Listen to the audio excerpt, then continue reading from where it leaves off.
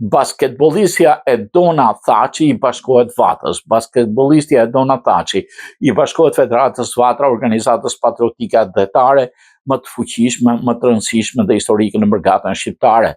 Edona Thaçi bën pjesë në ekipin e basketbollit në Universitetin Fordham dhe është reportere për NBA, WNBA dhe Connecticut Sun. Mikpritësi Ilir Cubi në emër të Vatrës në fjalën e mirëseardhjes ekspozoi historinë e veprimtarisë së Vatrës së diellit dhe punën historike të saj.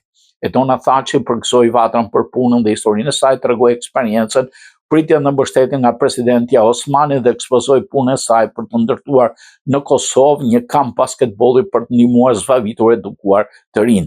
Sportistja Thaçi ftoi komunitetin për të ndihmuar në projektin e saj sportiv me qëllim për t'u ardhur në ndihmë fëmijëve të Kosovës.